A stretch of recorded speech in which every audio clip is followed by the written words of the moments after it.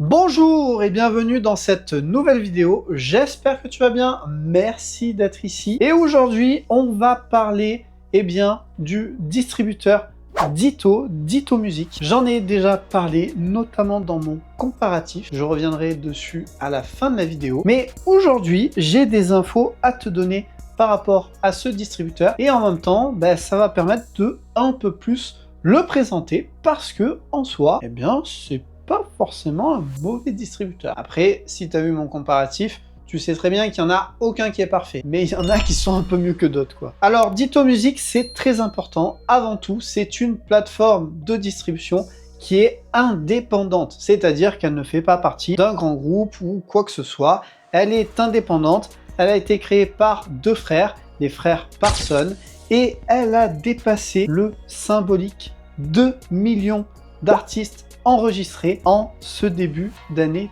2025. Et franchement, c'est pas mal quand tu vois le chemin qu'en peu de temps, Ditto Music a parcouru finalement. Et dans ces 2 millions d'artistes enregistrés, d'ailleurs, peut-être que toi qui me regardes, tu en fais partie.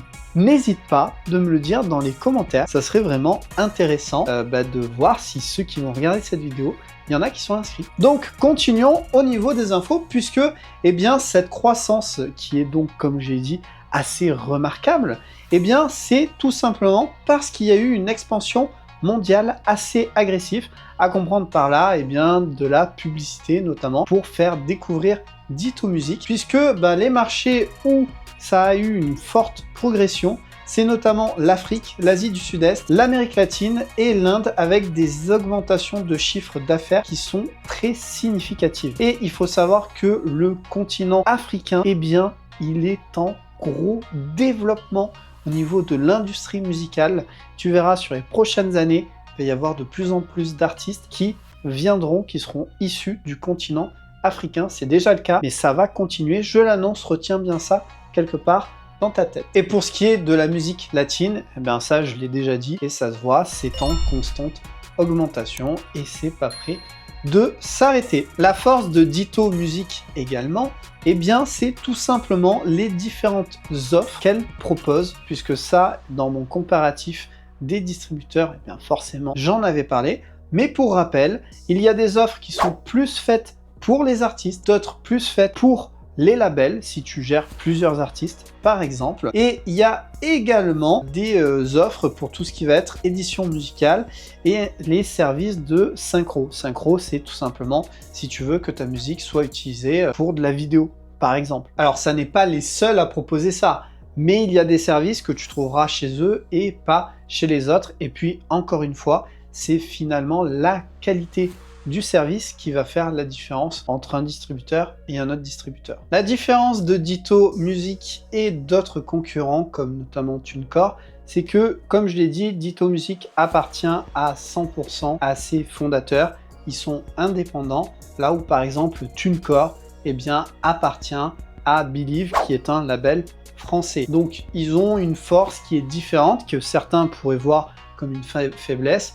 Eux, ils voient ça comme une force puisqu'ils ont la liberté de ne pas avoir des investisseurs qui vont plus ou moins leur dire de faire telle ou telle chose. Là, ils ont une certaine liberté, même si forcément, c'est dans une certaine limite. Alors, je ne l'ai pas testé, mais ils ont également investi dans une IA qui permet de faire le mastering, à voir ce que ça vaut. Si tu l'as testé, n'hésite pas à me dire dans les commentaires que ça vaut. Et ils ont également un projet d'outils de calcul d'avance pour les artistes. Donc en gros, savoir combien, en tant qu'artiste, tu pourrais demander auprès de Ditto Music. Si par exemple tu fais 4000 vues ou 10 000 vues ou 1 million de vues, savoir combien tu pourrais demander en avance. Ce qui pourrait être pratique en vrai. Il y a le PDG de Ditto Music, Lee Parson, qui a dit qu'il souligne la valeur sous-estimée des distributeurs numériques et la durabilité du modèle de l'entreprise, positionnant Ditto comme un acteur majeur dans l'évolution du secteur de la musique indépendant. À comprendre par là que il y a des distributeurs qui sont pas indépendants, comme je l'ai dit un peu plus haut, comme TuneCore par exemple, et il y en a qui le sont, puisque Ditto Music n'est pas le seul. Mais il met aussi en avant tout simplement tous les artistes indépendants, parce qu'ils sont bien plus nombreux que le nombre d'artistes tête d'affiche, tu vois. C'est juste qu'ils sont moins visibles. Donc il faut pas les oublier parce que c'est une force Et c'est cette force-là qui fait vivre les plateformes de distribution. Et d'ailleurs, quoi de mieux que des chiffres pour un petit peu plus détailler et imager ce que je viens de dire, puisque 62,1% des titres joués entre 1 et 10 000 fois sur les plateformes de streaming aux États-Unis venaient de distributeurs indépendants. Mais entre 10 000 et 50 000 fois, c'est 37,4% qui venaient de distributeurs indépendants.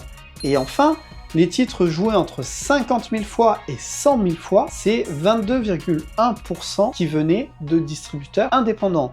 Donc, ce qu'on peut voir là, c'est que les distributeurs indépendants, et là, c'est pas que Ditto, c'est d'autres aussi, eh bien, ils ont une part qui n'est pas négligeable, et une part qui, je pense, va augmenter avec le temps, puisque des distributeurs indépendants, il y en a tous les jours qui naissent, tu vois. Bon, après, tous les jours, il y en a qui disparaissent aussi. Mais c'est ça aussi qui fait vivre, qui fait changer, et qui apporte des fois de la nouveauté. Du coup, je trouve que c'est intéressant, surtout sur les 10 000 à 50 000 titres joués, c'est 37,4%, mais pas très loin du 40%, tu vois. C'est en 2023 que Ditto avait dépassé le million d'utilisateurs, donc il lui aura fallu que 2 ans au final pour atteindre les 2 millions, et ça va continuer à step up, c'est certain. Et pour rappel, dans mon classement des distributeurs, Ditto est classé à la 5e place. Alors, il est dans le top 5. C'était un classement qui était dur à faire. De toute façon, va voir la vidéo, c'est plus simple, puisque ils ont, encore une fois, tous des avantages et des inconvénients. Mais,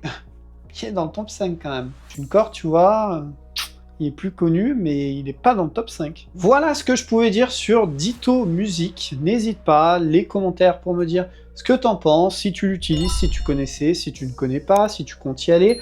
Enfin, bref, t'as compris. N'hésite pas à t'abonner, à liker la vidéo, à la partager. Tu sais comment ça se passe. Tu peux devenir membre soutien de la chaîne YouTube. Les live YouTube tous les mercredis à 19 h. Une vidéo tous les vendredis à 18 h. Allez, sur ce, à la prochaine. Et en attendant, qu'importe le distributeur que tu as, sois créatif.